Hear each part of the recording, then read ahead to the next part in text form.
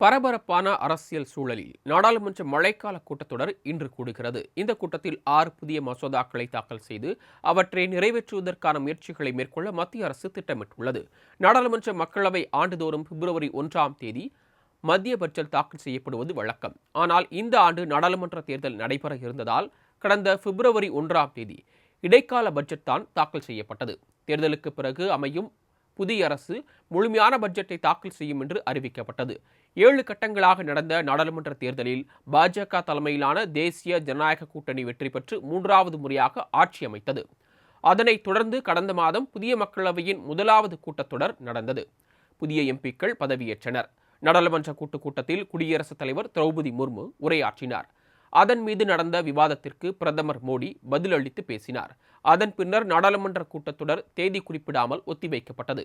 இந்நிலையில் நாடாளுமன்ற மழைக்கால கூட்டத்தொடர் ஜூலை 22ஆம் தேதி தொடங்கும் எனவும் மறுநாள் மத்திய பட்ஜெட் தாக்கல் செய்யப்படும் எனவும் மத்திய அரசு கடந்த 6ஆம் தேதி அதிகாரப்பூர்வமாக அறிவித்தது.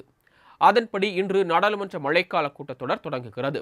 இந்த மழைக்கால கூட்டத்தொடரில் 6 புதிய மசோதாக்களை தாக்கல் செய்து அவற்றை நிறைவேற்றுவதற்கான முயற்சிகளை மேற்கொள்ள மத்திய அரசு திட்டமிட்டுள்ளது. அதே வேளையில் இந்த கூட்டத்தொடரில் நீட் வினாத்தாள் கசிவு விவகாரம், ரயில்வே பாதுகாப்பு உள்ளிட்ட பல்வேறு பிரச்சினைகளை எழுப்ப மத்திய அரசுக்கு நெருக்கடி கொடுக்க எதிர்க்கட்சிகள் முடிவு செய்துள்ளன. நாளை நடப்பு நிதியாண்டுக்கான மத்திய பட்ஜெட் தாக்கல் செய்யப்படுகிறது. மத்திய நிதி மந்திரி நிர்மலா சீதாராமன் பட்ஜெட்டை தாக்கல் செய்கிறார். பிரதமர் மோடியின் 3வது ஆட்சி காலத்தின் முதலாவது பட்ஜெட் இதுவாகும். பட்ஜெட்டில் வரலாற்று சிறப்புமிக்க நடவடிக்கைகள் அறிவிக்கப்படும் என்றும் பெரிய அளவிலான சமூக பொருளாதார முடிவுகள் இடம்பெறும் என்றும் குடியரசுத் தலைவர் உரையில் கூறப்பட்டிருந்தது. எனவே பட்ஜெட்டில் புதிய அறிவிப்புகள் குறித்து எதிர்பார்ப்புகள் எழுந்துள்ளன. குறிப்பாக வருமான வரி விலக்கு உச்சவரம்பு உயர்த்தப்படுமா என மிகுந்த எதிர்பார்ப்பு எழுந்துள்ளது.